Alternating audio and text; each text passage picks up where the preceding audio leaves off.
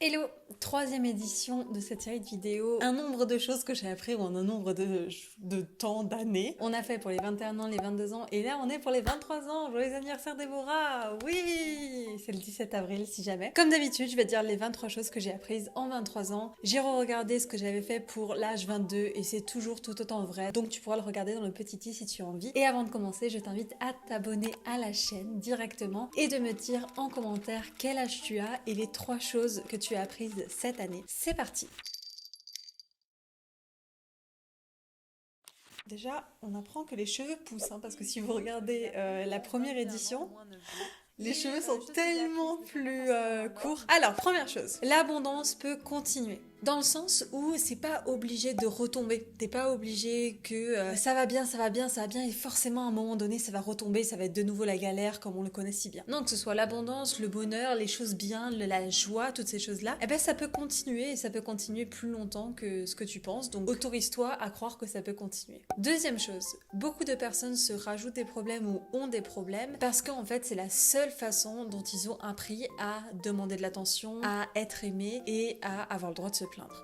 Donc ça fait écho avec la vidéo que je t'ai fait sur les dramas de YouTube, je te la mettrai dans le petit i. Mais voilà, en fait, c'est des schémas limitants qu'on a appris, et je pense que moi aussi j'ai appris, et que plein de gens l'ont appris comme ça, je le vois bien dans mes coachés, que en fait, on n'a pas forcément appris à savoir demander de l'attention, à recevoir de l'amour, et avoir le droit de se plaindre, même quand tout va bien. Du coup, on fait en sorte que des choses se passent mal. Troisième chose, n'essaye pas de brider ton énergie féminine dans ton business ou dans tes projets, parce qu'elle serait moins bien, genre moins efficace. C'est pas vrai. Les meufs, on a des pouvoirs dans nos énergies féminines, pas que les meufs, les gars aussi. Hein. Il y a une pouvoir dans les énergies féminines, mais tu n'es pas prête. Autorise-toi à aller vers là. Ceux qui t'ont fait croire que tu pouvais réussir qu'en ayant des énergies ultra masculines, c'est faux. Quatrième, des fois c'est plus intelligent de chercher à être chanceuse que de chercher à être méritante. Je te laisse réfléchir à celle-là parce qu'elle est très intéressante. Cinquième, le temps ne guérit pas, ce sont les décisions qu'on prend pendant ce temps-là qui guérit. On dit souvent ce truc, le temps, avec le temps, tout guérit, tout passe. Mais en fait, c'est pas le temps qui guérit les choses. Hein. J'ai déjà eu au téléphone des personnes qui avaient plus de 60 ans et qui avaient toujours des problèmes avec leurs parents. Et c'est pas le temps, en fait, c'est les décisions que tu vas prendre pendant ce temps-là qui vont faire en sorte que tu guérisses ou non. Donc prends des décisions pour guérir, pour aller bien, pour être heureuse dans ta vie. Sixième chose, c'est qu'on a le droit de mettre en avant et de légitimiser ses dons, même si ils sont pas conventionnellement mis en avant. Typiquement, si tu es une très bonne artiste, mais que t'as jamais fait d'école d'artiste, ça veut pas dire que t'es une mauvaise artiste, t'as le droit de légitimiser tes dons là-dedans, légitimiser ton propre apprentissage en autodidacte. Pour plein de choses comme ça, mets-les en avant, sois-en fier, légitimise-les, au lieu d'attendre qu'ils soient obligés d'être faits de façon conventionnelle. Septième, très importante celle-là, nourrir tes plaisirs, ce n'est pas futile. Et même si tu n'en as pas besoin, ce n'est pas futile. Je te jure, dans ma vie, quand j'ai commencé à pas juste nourrir mes besoins, mais à aller commencer à nourrir mes plaisirs, mes envies, oh là là, mais ça te fait de monter de qualité de vie de ouf. Donc voilà, va les nourrir. 8. Savoir se reposer, c'est primordial pour ta réussite. C'est un ingrédient essentiel pour ta réussite. 9. Très rapide, mais je la glisse comme ça. C'est pas parce que c'est un homme qu'il est plus légitime que toi et qu'il est meilleur que toi. Je le pose juste là, comme ça, sur la table, au cas où. 10, celle-là est très importante et j'en parle beaucoup sur ma chaîne coaching. D'ailleurs, si t'es toujours pas abonné à la chaîne coaching, vas-y. Le contraire de faire trop, ce n'est pas faire moins, mais c'est être mieux. 11.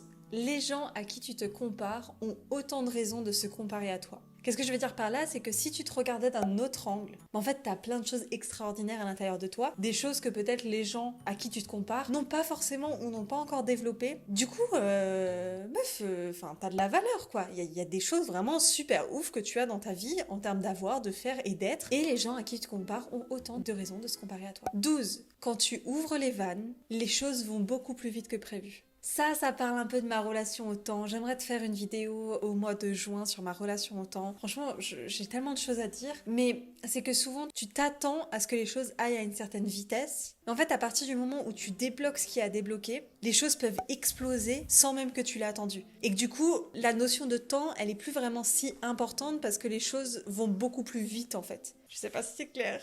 On va dire que c'est clair. 13. L'univers te veut du bien. Il n'y a pas quelqu'un qui est contre toi là-haut et qui te dit non, je l'aime pas et je vais lui mettre des galères dans sa vie. Non, enfin... Non, non, l'univers te veut-tu bien. 14. Elle est très importante celle-là parce qu'on aime bien se mentir à soi-même. Hein. Mais ne pas prendre de décision, c'est en fait prendre une décision, qui est celle de ne pas en prendre. Donc si par exemple demain tu veux pas dire à ton crush que tu le kiffes, bah en fait tu prends la décision de pas lui dire et d'aller construire ta vie dans la direction de j'ai pas dit à mon crush que je le kiffais. Donc ne pas prendre une décision, c'est en fait en prendre une, qui est celle de ne pas en prendre. 15, tu as déjà le non, alors va chercher le oui. Alors ça c'est pour toutes les personnes qui ont des peurs de l'échec, qui ont des peurs d'être rejetées, de recevoir un non quand tu vends des produits ou même quand tu fais d'autres choses dans ta vie. En fait tu as déjà le non de base. Tu peux que soit avoir le non que tu avais déjà, soit avoir le oui. Si je reprends l'exemple de ton crush, tu as déjà le non. Dans tous les cas t'es déjà en échec vu que là il t'a rien dit ton crush. Donc au mieux t'auras un oui et au pire tu seras au même stade que tu es aujourd'hui. Bon bah t'as déjà le non, alors va chercher le oui. 16, c'est en ne prenant pas de risque que en fait tu en prends un. Tous les endroits où tu essaies d'être dans la sécurité, que tu essaies de prendre zéro risque, parce qu'il faudrait pas prendre de risque, ben en fait le fait de rester dans cette situation, c'est clairement prendre un risque, et pas celui que tu voudras en général. Avant que je passe à la suite, n'oublie pas de me dire en commentaire ton âge et 3 choses que tu as apprises cette année, ça me ferait trop plaisir, au moins on se chauffe les méninges un peu toutes ensemble.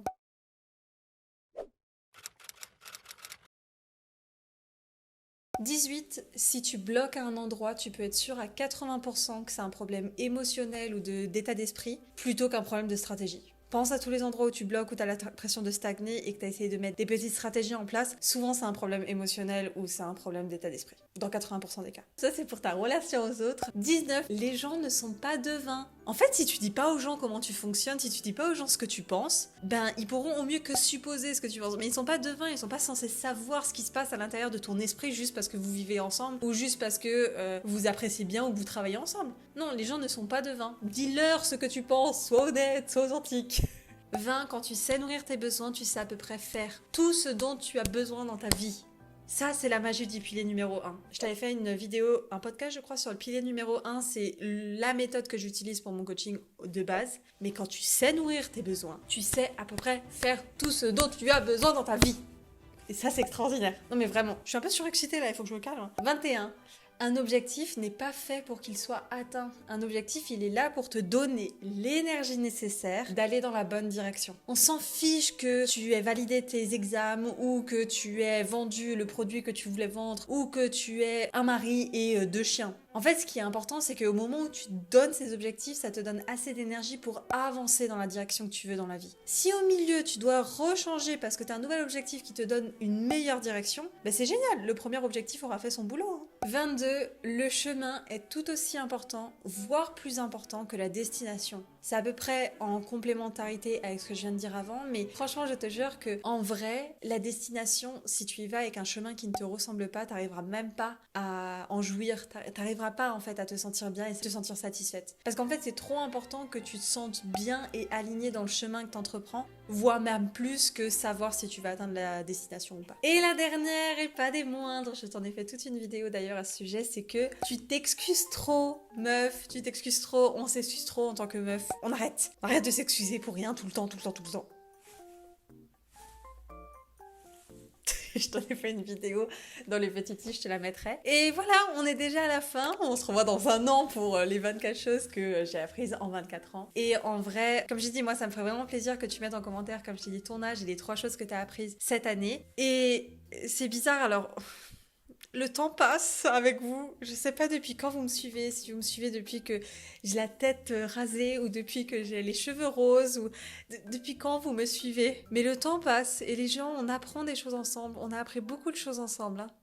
On continue comme ça. On essaye. Ok. Bisous.